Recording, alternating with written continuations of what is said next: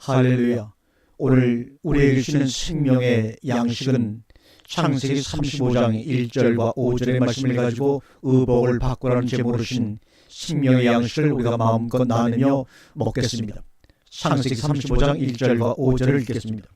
하나님이 야곱에게 이르시되 일어나 베델로 올라가서 거기에 거주하며 내가 내 영 에서의 낯을 피하여 도망하던 때에 내게 나타났던 하나님께 거기서 제단을 쌓아 하신지라.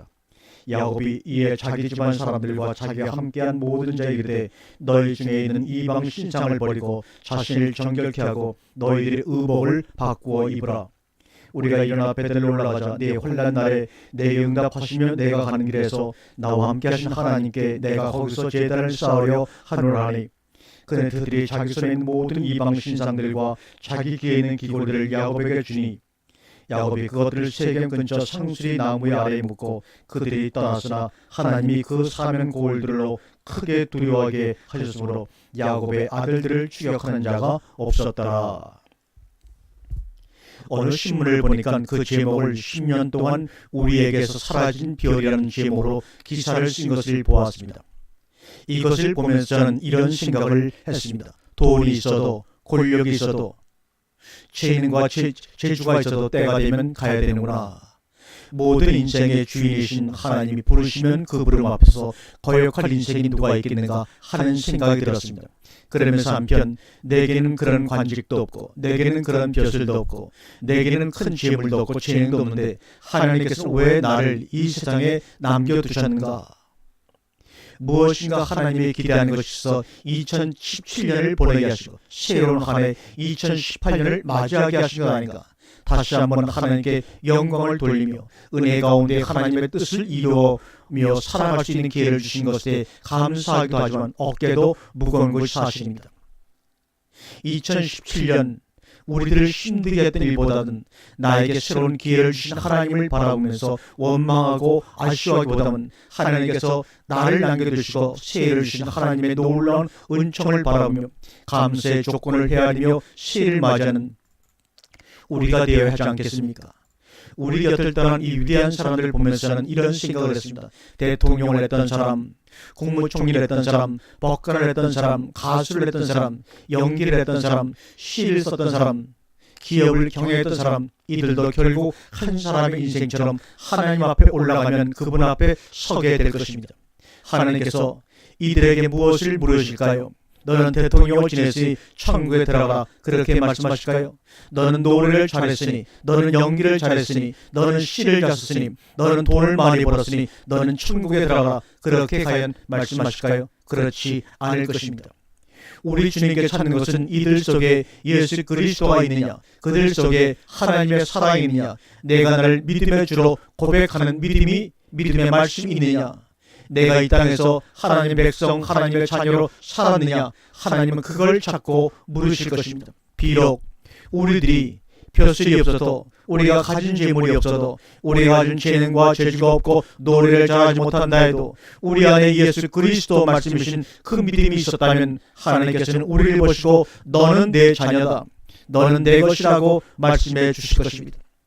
하나님은 그들에게 이런 질문을 하실 겁니다. 누구야? 내가 내게 준 재물로 나를 위해 산 일이 무엇이냐? 내가 너를 한나라의 대통령으로 세웠는데 그 높은 자리에서 나를 위해 산 일이 무엇이냐? 내가 너에게 재능을 주었구만 너는 그것을 가지고 무엇을 했느냐? 대답할 말이 없을 것 같습니다. 그러나 우리는 얼마나 다행인지 모릅니다. 하나님께서 우리에게 기회를 주셨습니다. 하나님 우리에게 2018년이라는 기회를 주셨습니다. 그런 의미에서 오늘 우리에게 주시는 말씀을 묵상하며 하나님께서 오늘 새해를 준비하고자 하는 여러분과 우리들에게 주시는 음성이 무엇인지 함께 듣고자 합니다. 오늘 본문 1절에서 이렇게 말씀하십니다. 하나님이 야곱에게 이르시되 일어나 베델로 올라가서 거기 거하며 내가 내 영 예수의 낯을 피하여 도망하던 때에 내게 나타났던 하나님께 거기서 단을 쌓아라 하시니라. 이 구절을 이해하려면 창세기 33장 18절과 20절의 말씀을 먼저 보아야 합니다. 거기서 하나님이 이렇게 말씀하십니다.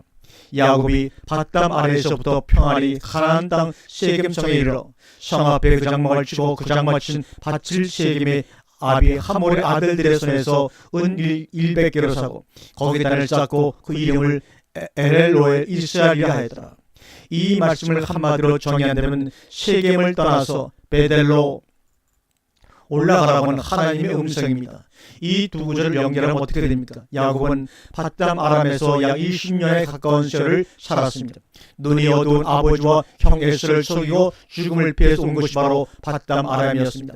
밧담 아람에 이른 야곱은 오직 한 가지 생각이 있었습니다. 내가 다시 아버지 품에 돌아가려면, 내가 다시 형 에서를 보기 위해서는 이 땅에서 나는 기필코 성공을 해야 한다. 그것만이 내가 살 길이라고 생각을 했습니다. 야곱은 밧담 아람에서 꿈을 가졌습니다. 그 꿈은 내가 최고의 거부가 되겠다. 형과 아버지에게 부끄럽지 않은 아들이 되어야 되겠다는 겁니다. 내가 형에게 했던 장자권을 아버지를 속이고 받아왔으니 이곳에서 그 복을 이루어서 아버지와 형에게 당당히 돌아가서 보여주어야 되겠다. 그래서 그는 밧담 아래에서 그야말로 몸부림을 치며 살았습니다. 그의 인생 가운데 가장 어려운 때였습니다.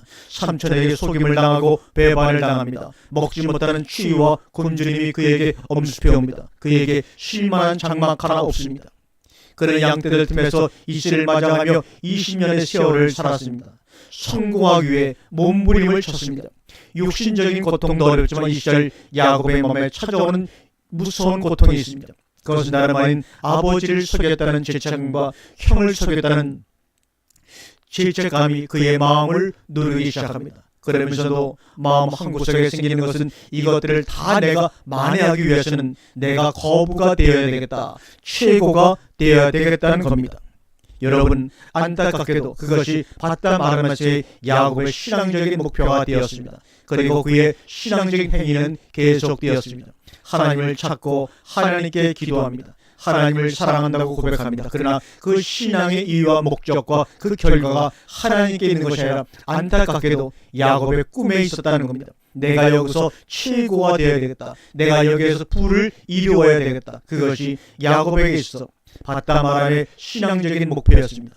그것을 위해서 하나님을 찾았습니다. 그것을 위해서 기도하고 제사도 드립니다. 몸부림을 쳤습니다. 그 결과를 상징적으로 보여주는 것이 무엇입니까? 창세기 30장 24절 이하에서 약복나루에서 천사와 씨름을 하는 야곱의 모습입니다.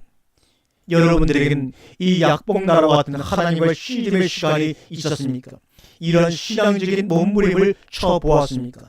야곱은 그랬습니다. 하나님의 사람 천사를 붙들고 밤이 맞도록 자기 헌터뼈가 부러지도록 씨름을 했습니다. 몸부림 쳤습니다.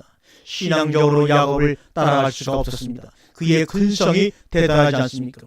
문제는 그의 목표와 방향이 잘못되었다는 것이죠. 자기의 꿈과 계획과 목표를 이루기 위해서는 하나님이 필요했던 것입니다. 하나님에게 야곱이 필요한 것이 아니라 자기를 위해서 하나님이 필요한 존재로 생각하게 되었습니다.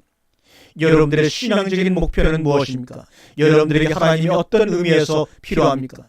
여러분의 계획과 꿈, 여러분이 가지고 있는 목표, 여러분이 세우는 밧담 아람에서의 그 모든 것이 이루어지고 성취되기 위해서 하나님을 찾고 있는 것은 아닙니까?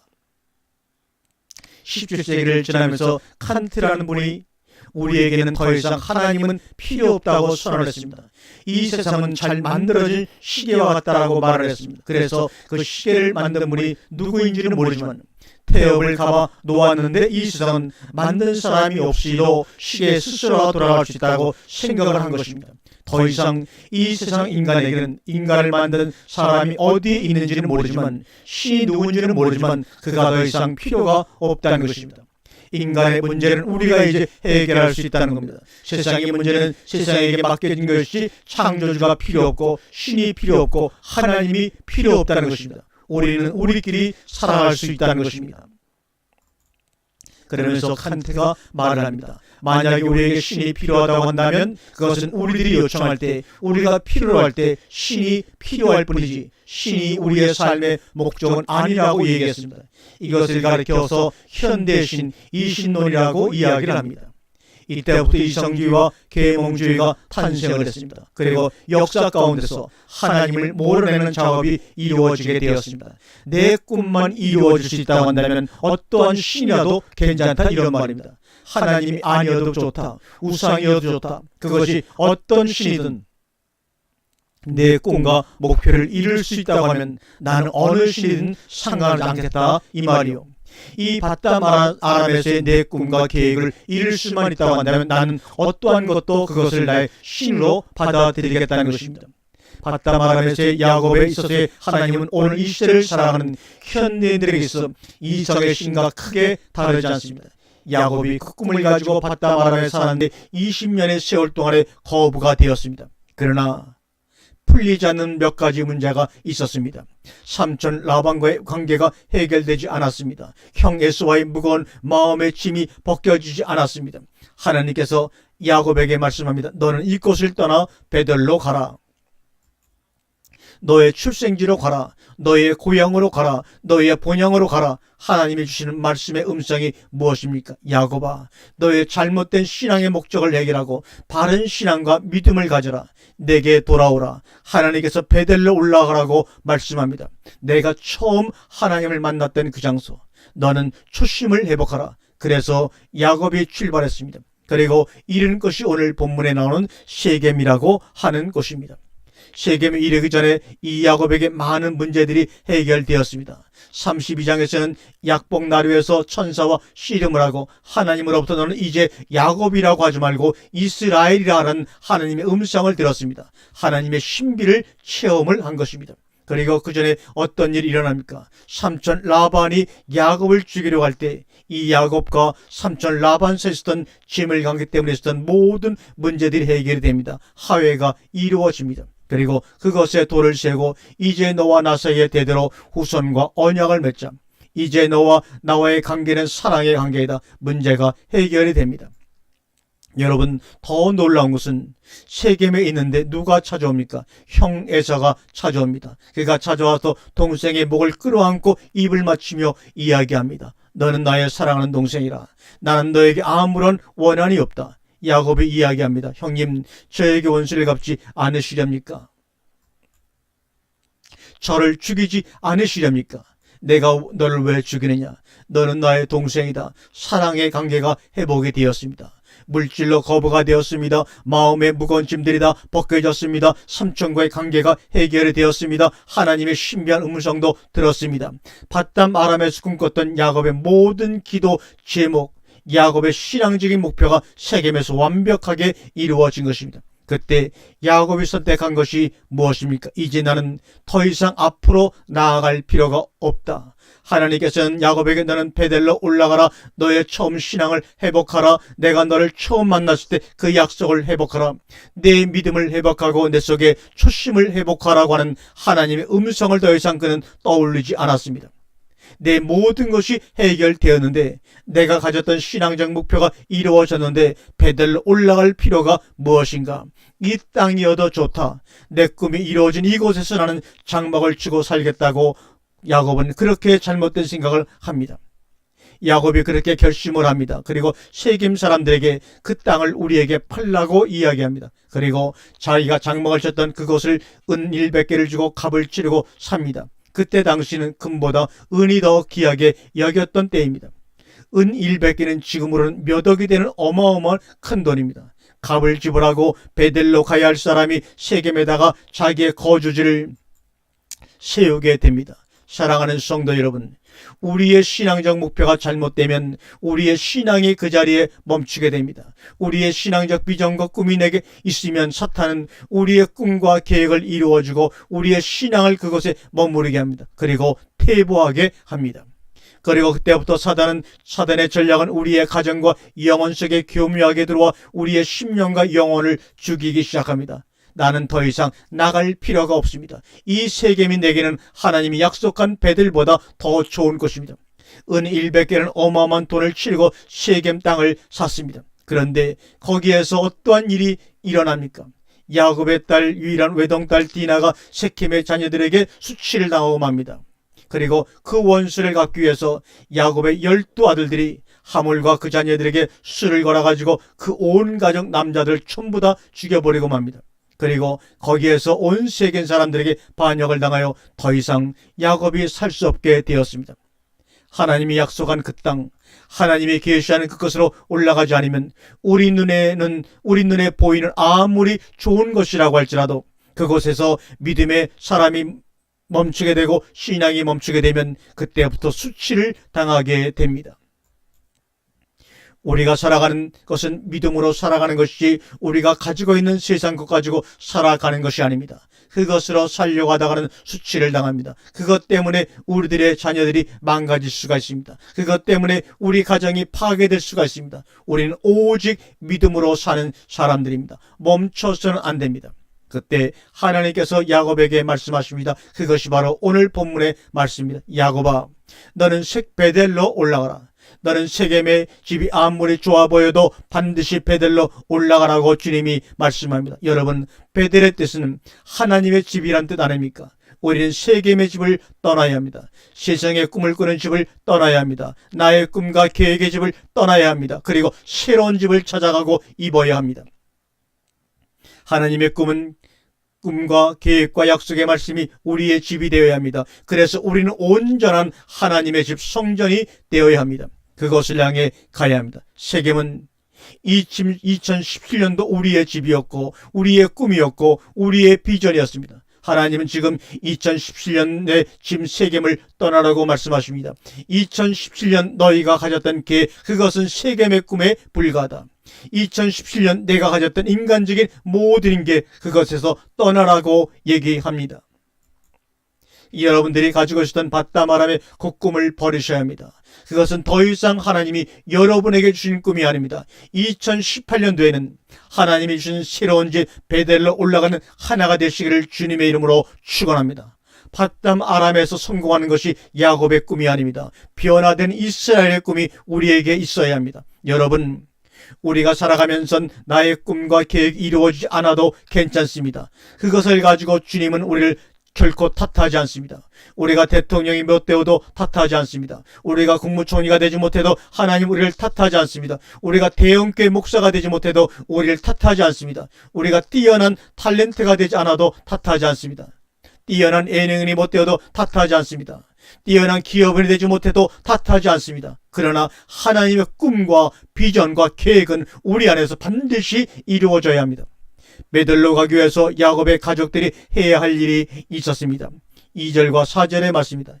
야곱이 이에 자기 집사람과 자기와 함께한 모든 자에게 이르되 너희 중에 이방 신상을 버리고 자신을 정결케 하고 의복을 바꾸라.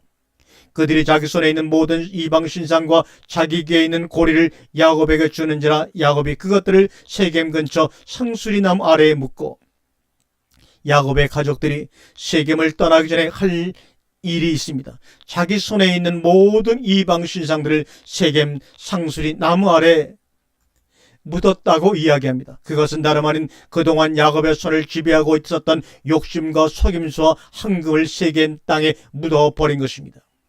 여러분, 2017년 우리가 손에 움켜쥐고 있었던 것이 무엇입니까? 혹시 야곱이 움켜쥐려고 했던 그것이 지금 우리 손에도 쥐어져 있는 것 아닙니까? 야곱은 그것을 신앙의 이름으로, 믿음의 이름으로 지금까지 움켜쥐고 있었던 것입니다. 이것이 얼마나 우리 속에 들어와 있는 신앙 속의 불신앙입니까? 우리는 신앙의 이름으로, 믿음의 이름으로 황금을 움켜쥐려고 합니다. 성공을 움켜쥐려고 합니다. 세상의 것들을 움켜쥐려고 합니다. 주님 말씀합니다. 그것이 아니다. 그것이 아니야. 그것들은 땅에 묻어버리고 오직 내 손은 나를 붙잡아야 된다. 여러분, 이제 세상 이방 신상의 거짓된 것들을 우리 손에서 내려놓아야 합니다. 그리고 그 손으로 하나님만을 붙잡읍시다. 야곱이 땅 위에서 찾기 원했던 것이 무엇입니까? 자기는 밧담 아람에서 자기의 꿈을 쌓았습니다. 자기 인생의 공덕을 쌓았습니다. 그때 하나님께서 말씀하십니다. 베델로 올라가서 거기서 단을 쌓아라.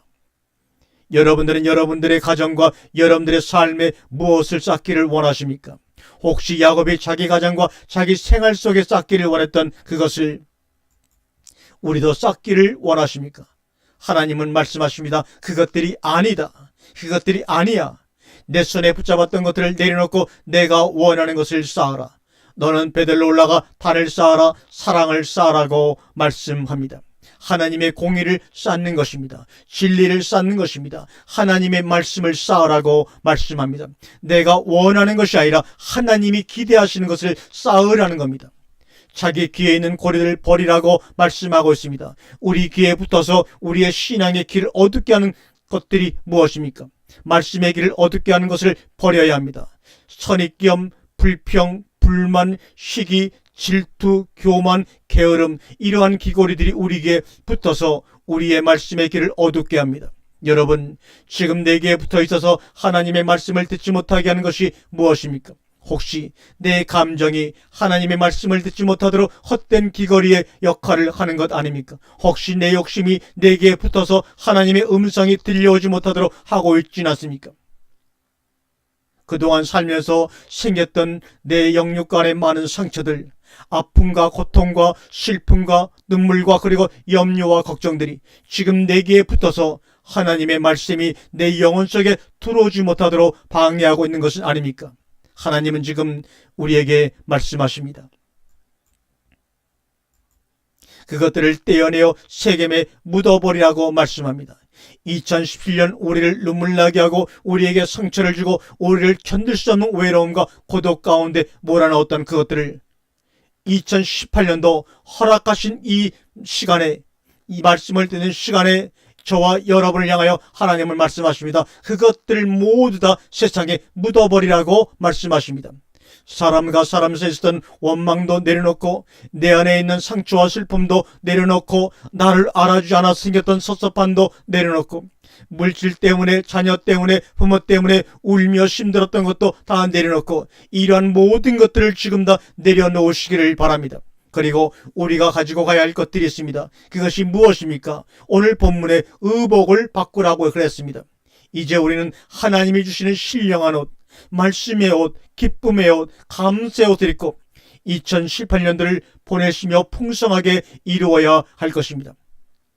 원컨대 목회자에 계신 성도를 축복할 수 있는 권한이 있다고 하면 저는 여러분에게 이런 축복을 드리고 싶습니다. 여러분, 여러분의 아픈 상처와 그 눈물 오늘 마지막으로 이 시간에 다 내려놓으시고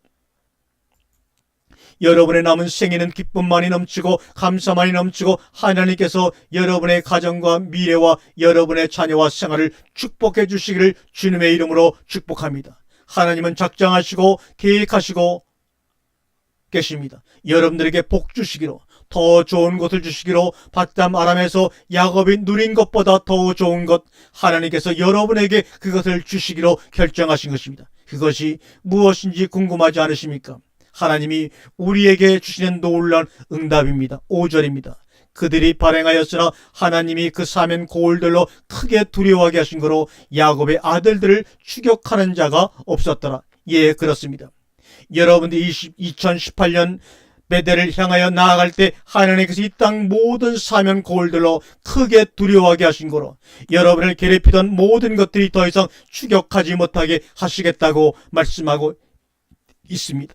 원수가 더 이상 우리를 추격하지 못합니다. 세상의 그 어떤 것들이 우리를 뒤따라오지 못합니다. 하나님께서 막아주시겠다고 약속하고 계십니다. 오늘 본문 속에 담겨있는 놀라운 비밀들이 있습니다. 지금까지는 야곱의 1인칭으로 말씀이 진행되다가 5절에 와서는 야곱이 아니라 야곱의 아들들이라고 이야기를 합니다. 이 얼마나 놀라운 은혜인지 모릅니다. 하나님은 작정하셨습니다. 여러분의 개개인을 축복하신 것처럼 여러분의 가정을 축복하시고 여러분의 자녀들을 축복하시기로 결정하셨습니다. 이 복이 여러분 개인과 여러분의 가정에 함께 하시기를 바랍니다. 사랑하는 여러분, 바담 아람을 떠나고 세겜을 떠나 이제 베델로 나아갑시다. 하나님이 주시는 21세의 꿈을 향해 우리 모두 함께 나아갑시다. 하나님의 비전을 바라보며 나아갑시다. 하나님의 은혜가 영원토록 함께 하실 것입니다. 아멘, 아멘, 아멘.